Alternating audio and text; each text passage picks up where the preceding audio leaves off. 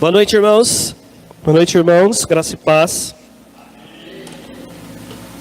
Eu estou meio surdo, porque eu estou com o ouvido tampado. Vocês estão me ouvindo bem aí? Maravilha. Queridos, essa noite nós vamos dar início à nossa campanha. Eu vou abrir o celular aqui, porque a mensagem está aqui no celular, que acabou a tinta da minha impressora. E eu vou abrir aqui no celular, tá bom? Fechei o Facebook. Obrigado, irmã Vera. Queridos, é muito difícil nós pregarmos para um grupo de pessoas que conhecem bem a palavra de Deus. Não é que é difícil, é que quando a gente se encontra num público como nós aqui, homens e mulheres, servos de Deus que buscam o Senhor, a nossa mensagem é uma mensagem compartilhada. Nós vamos compartilhar o conhecimento e Deus talvez fala conosco de uma maneira diferente. Porque Deus já está falando para o seu povo, para os escolhidos, para os salvos, para os remidos. Então, nessa noite, o que nós vamos fazer, né, nessa dura missão que nós temos, irmãos, de transformar o mundo, porque está aqui, né, a campanha, né, a nossa igreja tem um lema assim, transformar vidas através de nós, e essa é a nossa missão, a missão de transformarmos o mundo. Só tem um jeito de nós fazermos isso, né? É nós confiarmos em Deus, obedecer a sua palavra, servir ao Senhor, os nossos dons e talentos, e nos momentos em que nós estamos mais tranquilos, nós buscamos a presença de Deus, ou seja, nós carregamos as nossas baterias, nós renovamos a nossa força na presença de Deus, o Deus Criador, o Deus que nos criou, que nos conhece, que é a fonte de vida para mim e para você.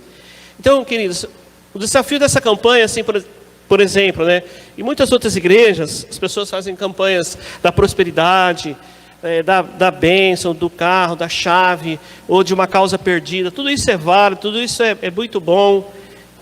A gente valoriza isso, tem que ser assim mesmo.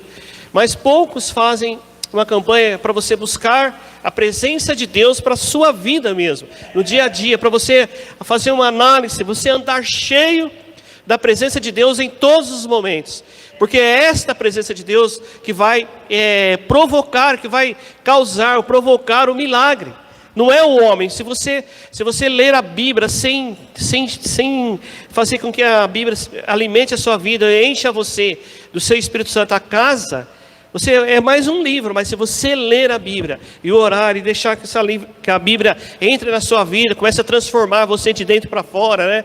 A Bíblia diz, nós até ouvimos aqui no domingo, que a Bíblia é uma palavra, é uma espada, né, de dois gumes, ou seja, corta dos dois lados, que divide, né, a medula do conhecimento, ou seja, ela divide a nossa vida, ela faz diferença na nossa vida. E você pode ler a Bíblia hoje, e você pode ler o texto amanhã, você vai ver que sempre tem algo novo, é o único livro vivo. Então, irmãos, como nós falamos ontem na célula, dirigido pelo nosso irmão Valdeci, que muito bem conduzindo a nossa célula, ele estava compartilhando sobre as parábolas, ele estava dizendo que a palavra do homem, a palavra que é lançada sobre, ela é lançada sobre a rocha, né?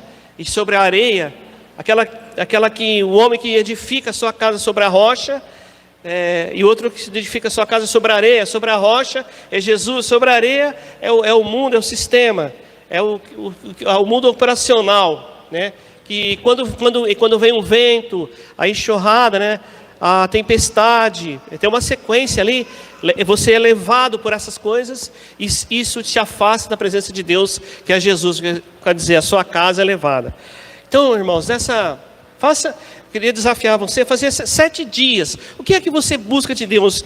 Qual que é a causa impossível que você tem? É uma coisa entre você e Deus. Seja uma bênção material. Eu tenho uma causa na justiça, já compartilhei isso com os irmãos. Eu preciso desesperadamente, né, que Deus intervenha, né, na mão da justiça brasileira. Está um caos agora, mas eu vou orar, vou clamar a Deus nesses 7 dias, para que Deus, se for da vontade dEle, Ele faça o que tiver que fazer. na vontade de Deus. Mas se você estiver buscando uma bênção espiritual, talvez você quer largar alguma coisa, talvez você precisa perdoar alguém, você precisa deixar algum vício, alguma atitude, eu não sei, eu nem quero saber, mas eu quero que você use isso, né? Use essa campanha para fazer isso. Se aproxime de Deus. Deixa Deus mudar o seu coração. Deixa Deus falar com você. Deixa Deus transformar você naquilo que você precisa ser transformado. A ideia é essa. Deixa Deus mudar a sua vida. Não vá por você mesmo. Não vá pela sua própria força. Não vá colocando a culpa nas pessoas, na igreja, no pastor, nisso, naquilo. Eu já fiz isso muitas vezes. Mas quando você busca a presença de Deus, ela vai mudar a sua vida. E o importante é que Deus quer mudar cada um de nós, porque nós, como igreja de Cristo, nós temos um papel na igreja de Cristo na terra. Eu e você somos o único aqui. Onde você está, onde você... com seus familiares, no seu trabalho, aonde você está, você é a única pessoa que Deus vai usar ali da maneira especial. Deus nunca chama uma pessoa desocupada, como diz a irmã aqui, e nunca coloca você num lugar para que você saia de lá da mesma forma como você entrou, então você anunciar a palavra de Deus. Não é verdade? E por vezes nós precisamos ser renovados, transformados, porque a rotina faz com que a gente, o próprio nome diz, a gente cai numa rotina, a gente não consegue, às vezes... trazer uma novidade para as pessoas. Nós convivemos naquele mundo, e isso é normal mesmo. Mas quando a gente vem num culto desse, a gente renova, busca alguma coisa nova. Não espere nada de mim, mas busque do Senhor, porque eu sou apenas um homem, simples homem. Amém, queridos? E eu vou ler o mesmo texto que eu li na semana passada na introdução, porque nós vamos mastigar um pouco esse texto, esse contexto que eu escolhi, conversei com o pastor, que representa assim a presença de Deus. A arca representa a presença de Deus. E nesse texto mesmo nós vamos ver que dois homens aqui, que em um determinado tempo, a arca de Deus, nós vamos comentar isso um pouco no final, mas eu vou cortar a introdução antes de eu ler o texto. A arca da aliança ficou por 20 anos na casa de Abinadab, e nada lhe aconteceu. A presença de Deus ficou 20 anos na casa de Abinadab e nada aconteceu. E 3 meses na casa de Obed-edom, e ele foi abençoado ricamente. Tudo aquilo que tinha na arca, toda aquela prosperidade que tinha na arca, tudo que representava a presença de Deus, porque quando nós somos a presença de Deus, como eu disse aqui, nós somos chuvas de bênção, acontece na nossa vida, as janelas do céu são abertas, né? Está lá em Malaquias 3:10, quando nós nos aproximamos de Deus através dos dízimos e das ofertas, Deus assim, faz aí prova de mim, você vai ver a bênção que eu vou dar, uma bênção tal que você não vai conseguir imaginar. E nós vamos ver isso um pouquinho mais para frente, mas a diferença, irmãos, de como você trata a presença de Deus, porque na casa de Abinadab ficou 22 anos a arca, 20 anos e a arca, e nada aconteceu com ele. Ele simplesmente era mais um objeto. Ele não conseguiu desfrutar da arca, da presença de Deus. Amém, queridos? Aí nós vamos conversar um pouco sobre isso, vamos compartilhar um pouco sobre isso, para que nós possamos aumentar a nossa fé, a nossa confiança, que você possa buscar a Deus. O texto de Crônica, no capítulo 1 Crônica 13, versículo 13. 1 Crônicas, capítulo 13, versículo 13. Diz assim: por isso Davi trouxe a arca a si, a cidade de Davi, porém a fez levar à casa de Obed-edom, o giteu. Assim ficou a arca com a família de Obed-edom por 3 meses em sua casa. E o Senhor abençoou a casa de Obed-edom e tudo quanto tinha. Amém? Aqui na minha versão, eu gosto mais dessa versão, que ele diz assim: então Davi ficou com medo e disse, agora, como no capítulo 13, né? Assim Davi não levou a arca consigo para a cidade de Davi, e fez disso, ela deixou na casa de um homem chamado Obed-edom, que era da cidade de Gade. A arca ficou ali por 3 meses, e Deus abençoou a família de Obed-edom, e tudo o que era dele foi para os seus filhos, filhas, e são estes os nomes dos seus filhos e filhas, e aqui ele vai citando os nomes, mas o Senhor não só abençoou ele, como toda a sua casa. Pai bendito, nós lemos a sua palavra, Senhor, e o intuito dessa campanha que nós vamos fazer aqui é conhecer um pouco mais o Senhor. Não importa que sou eu, homem, o pregador aqui. Importa que o Senhor fale conosco, que o seu Espírito Santo se mova entre nós nessa noite, que possamos sair daqui cheios de Deus, para que possamos compartilhar a sua presença, porque não é somente, Senhor, pela nossa força, ou por aquilo que falamos, mas é a sua atitude, é a nossa vida, é tudo aquilo que nós vivemos que representa a sua presença. Por isso, nessa noite, nós queremos pedir que o Senhor nos renova, nos transforma, em nome de Jesus. Amém. Então, queridos, como vocês conhecem a história, Davi transportou a arca, depois de ficar 20 anos na casa deste homem, Davi resolveu trazer a arca de volta para Jerusalém, que a arca tem, se a gente for fazer um estudo sobre a arca, nós vamos longe aqui, porque ela tem várias situações que aconteceram com ela, que representava a presença de Deus. Era a forma como Deus se manifestava para o seu povo naquela época. No altar, onde estava a arca, era um lugar sagrado, e as pessoas não podiam tocar. Então, no transporte ali, né, um homem tocou na arca, e ele morreu. Davi ficou assustado com aquilo. Ele ficou assustado com o poder da presença de Deus. E pensou assim, melhor não levar ela para Jerusalém ainda não. Vou dar um tempinho, porque eu não estou muito legal, né? Estou meio embaçado com o Senhor. E ele resolveu então escolher deixar a arca na casa de Obed-edom. A Bíblia fala um pouco dele, mas é o seguinte: ele era um geteu, né? Era um descendente da família de Golias. Provavelmente Obed-edom arqui-inimigo de Israel e de Davi também. Então não era boa gente, não era boa gente, né? Morava hoje digamos assim, numa comunidade. A casa ali dele, ele era escravo, morava numa comunidade, não era bem visto, mas era a única pessoa que poderia naquele momento ficar com a arca de Deus. E interessante é o seguinte, irmãos, a primeira lição que nós aprendemos com isso é que a presença de Deus traz para nós prosperidade. Então se nós buscamos prosperidade, busque a presença de Deus. E prosperidade não é carro novo, casa nova, não, prosperidade é um conjunto de coisas. Prosperidade, irmãos, é quando você tem o sustento seu do dia a dia com conforto, né? Sobra ali, você paga suas contas, você tem um dinheiro, você tem um bom carro, uma boa casa, tem sua família em volta de você, você serve a Deus. A sua vida é uma linha de equilíbrio, tanto espiritual, emocional, financeiro, e é isso que a gente busca. Quem consegue achar esse equilíbrio, essa é a prosperidade. Uma pessoa, quando ela tem muito dinheiro, às vezes ela tem só dinheiro, ela tem só muito dinheiro, mas ela não é próspera, porque a família está destruída, os filhos estão longe, as pessoas estão esperando a hora dele morrer para ficar com a herança, ele não é feliz, ele às vezes tem casas enormes. O meu irmão é marceneiro, faz casas enormes, 4, 5 quartos, banheiros e tudo, para morar 2 pessoas, e essas pessoas nem na cozinha vai, compra a comida pronta, então não desfruta da prosperidade. Então, a primeira coisa que a presença de Deus traz, irmãos, é prosperidade. Quando a arca chegou na casa de Obed-edom, ele passou a ser abençoado. Tudo que ele tinha começou a prosperar e dar certo, debaixo da bênção do Senhor. E engraçado que ele era uma pessoa que, se nós olhássemos para ele hoje, nós não escolheríamos para ficar na casa dele, a arca, a presença de Deus.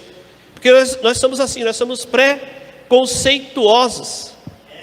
Nós imaginamos que numa determinada pessoa, como ela está vestida, como ela suporta, como é a vida dela, a gente acha que a gente até julga um pouco, né? Eu me coloco nessa posição também.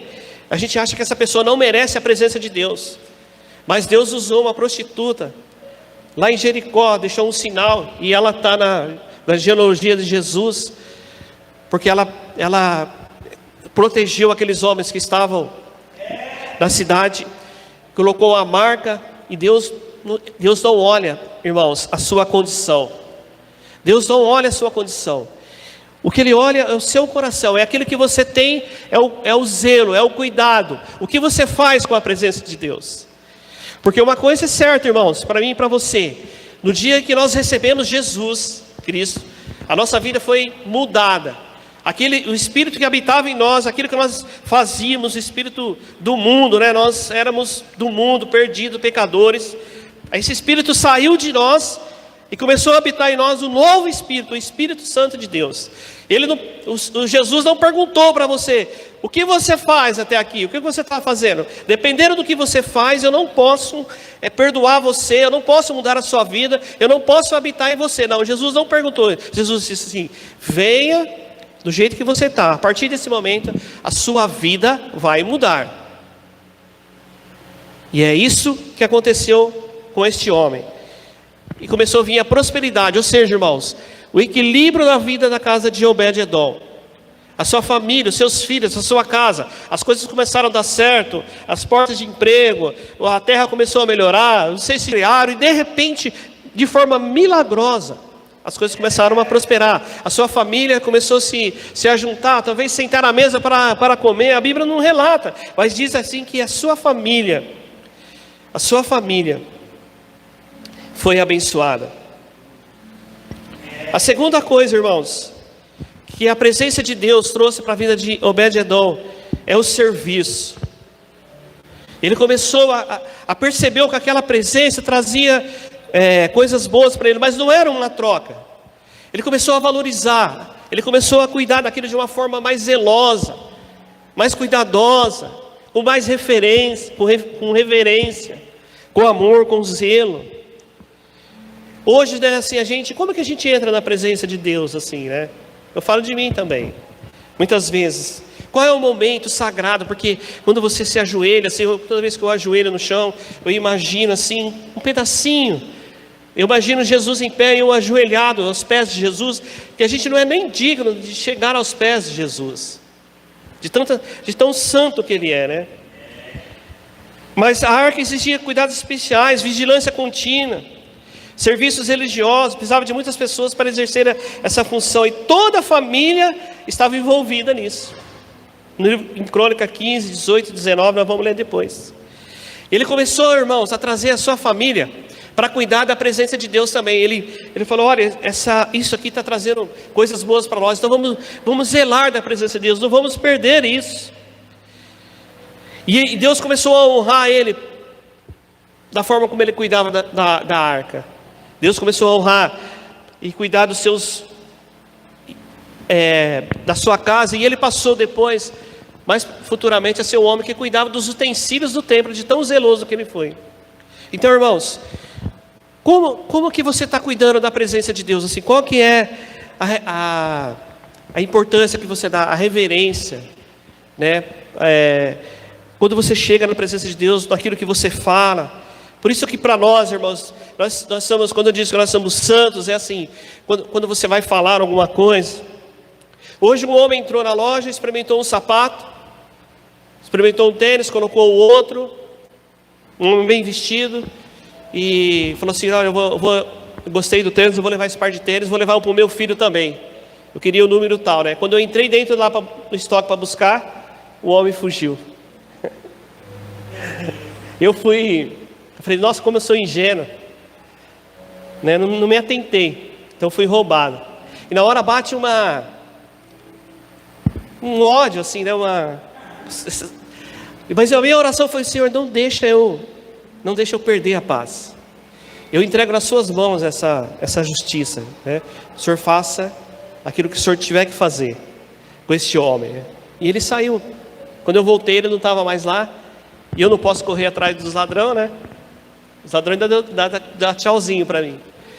Mas na hora, assim, quando você fica pensando, dá vontade de amaldiçoar. Senhor, mas você não pode. A mesma língua que abençoa, não amaldiçoa. E é nessa hora que a justiça de Deus prevalece. Eu não sei o que vai acontecer com este homem. Eu sei que eu fiz a minha parte. O prejuízo vai ficar comigo. Mas este homem me enganou, porque eu estava lá com o coração puro e as mãos limpas. E o homem me enganou. Mas por causa de Deus, por causa de Jesus, Por causa do serviço que eu tenho com Deus, eu não pude fazer. Talvez pegar um carro, sair correndo atrás, chamar 2, 3 pessoas. Você entra lá na favela por causa de um tênis. Aí você pode receber um tiro, ao tirar alguém, bater, e você perde a vida. A sua vida é destruída porque você não levou em conta, irmãos, a presença de Deus na sua vida. Mesmo que você tome os cuidados, né? Tem câmera, a gente tem que ficar atento, né? Tem que vigiar. Olha, confio, principalmente comerciante. Eu sou novo, eu não tenho essa tarimba ainda, né? As pessoas, cuidado, aqui as pessoas roubam, né? Não deixa as coisas fáceis, assim. E aí, como isso não acontece, a gente vai vacilando. E a gente é roubado mesmo. O cara chegou muito boa pinta, assim. Falei, nossa, hoje ele pediu 2 tênis. Falei, hoje eu arrebentei de vender aqui. Saí de lá, né? Frustrado. Mas nem por isso eu vou lamentar. Mas eu estou dizendo para você que Obed-edom, irmãos, a primeira coisa foi a prosperidade, a segunda é o serviço. Tão importante como você cantar é o que você faz para o Senhor. Isso vai trazer para você, quando você abre mão do seu tempo para fazer alguma coisa para Deus, para cuidar da arca, da presença de Deus, das coisas de Deus, no prático mesmo. Não é só, não, olha, tudo bem. Isso vai trazer para você bênção. Vai trazer para a sua família bênção. E às vezes as bênçãos não são do jeito que nós costumamos esperar. Nem sempre vai ser dinheiro, nem sempre vai ser uma casa e um carro. Mas às vezes, irmão, vai ser o seu coração arder por uma alma perdida. O seu coração se alegrar em ir à casa de Deus e louvar, em fazer parte de um grupo de pessoas que trabalham para o Senhor, no trabalho mesmo, de serviço, porque a presença de Deus está aqui. Porque quando nós nos reunimos como irmãos, num culto desse aqui, irmãos, os homens, eu disse para você, está aqui os santos do Senhor, numa assembleia de santos, trabalhando, se ajuntando para adorar a Deus. Estamos em serviço aqui, cuidando da presença de Deus. Quando as pessoas entrarem ali, se entrar uma pessoa de qualquer situação, aqui nesse ambiente, aqui está a presença de Deus, porque nós trazemos a presença de Deus aqui. Então, queridos, quando você sentir isso, quando você estiver na presença de Deus, lembre-se da reverência. O Senhor Deus é soberano, Deus é santo, né?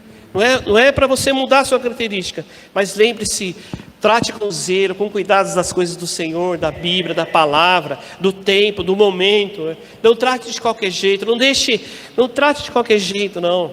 Isso não é que o Senhor se afaste de você, mas você vai perdendo, você vai se esfriando. Aí aquelas coisas do dia a dia vão fazendo mais efeito do que a palavra de Deus.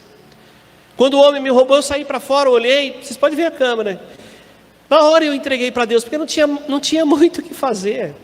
Tinha muito o que fazer. Mas eu entreguei para o Senhor, porque não fosse tirar da minha paz.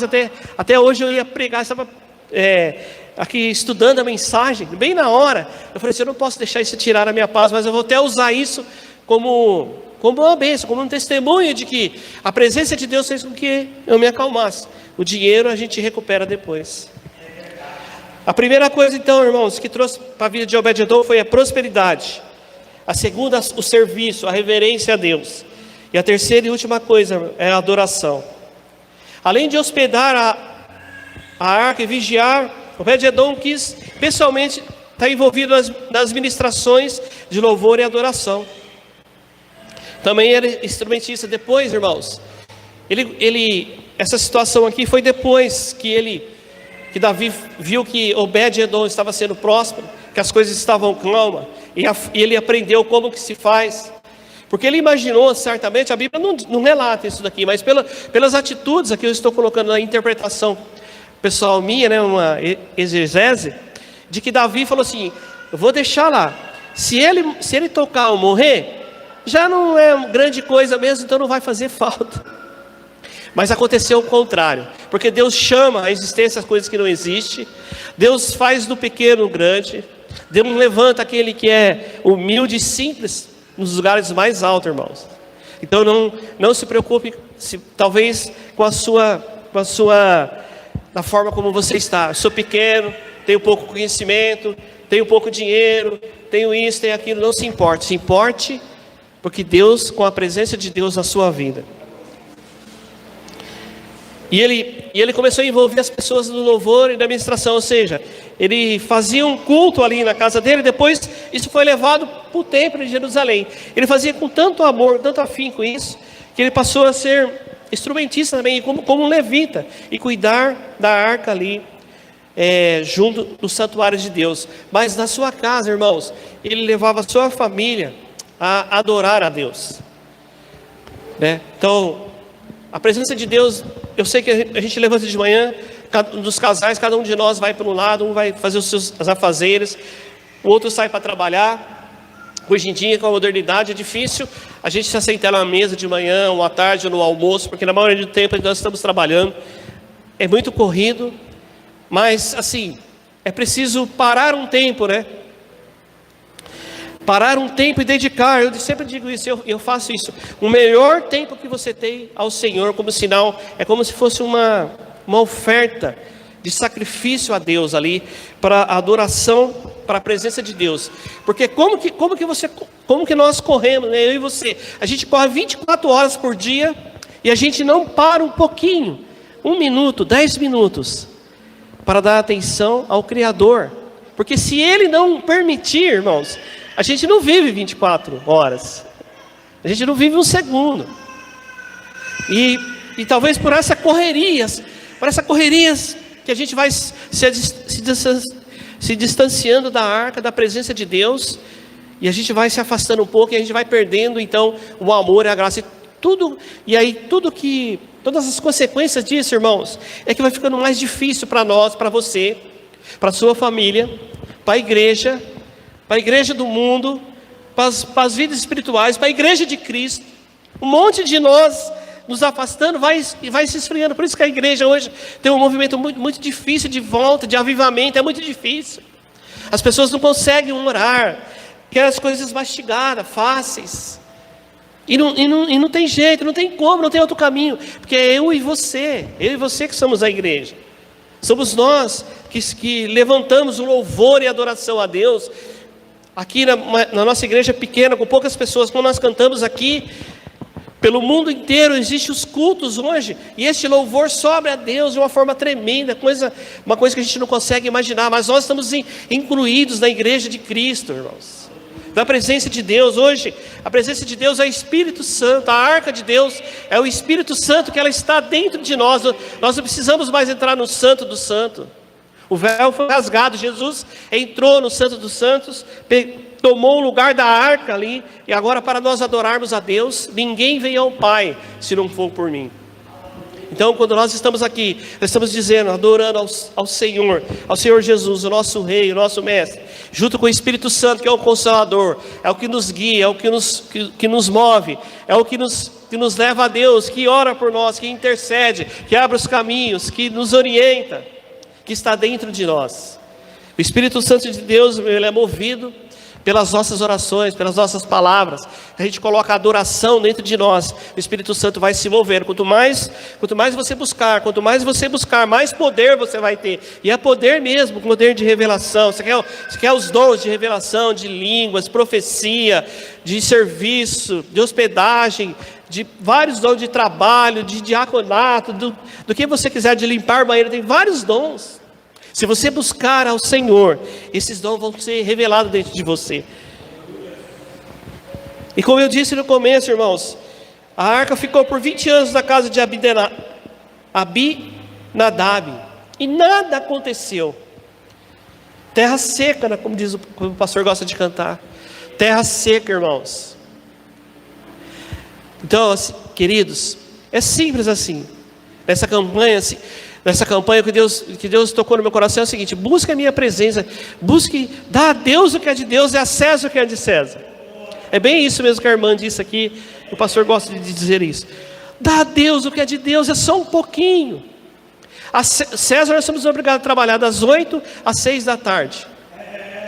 De segunda a sábado, tem uns que trabalham no domingo, outros trabalham, né, tem que fazer hora extra, somos obrigados, chegamos lá.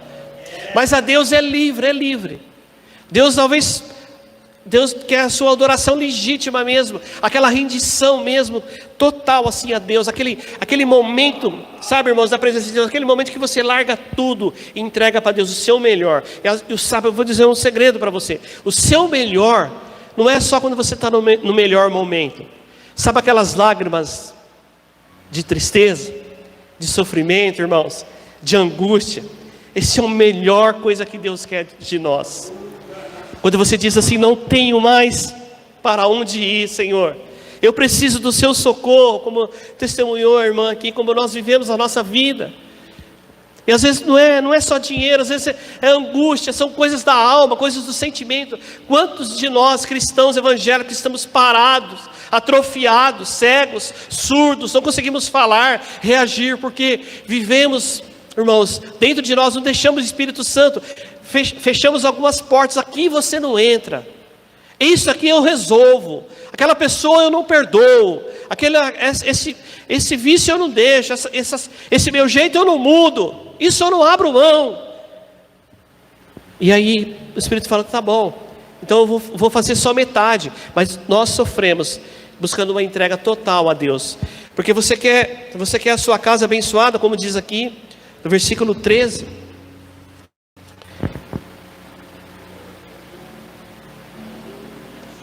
Então Davi ficou 12, 13. Assim disse Davi: levou a arca consigo para a cidade de Davi.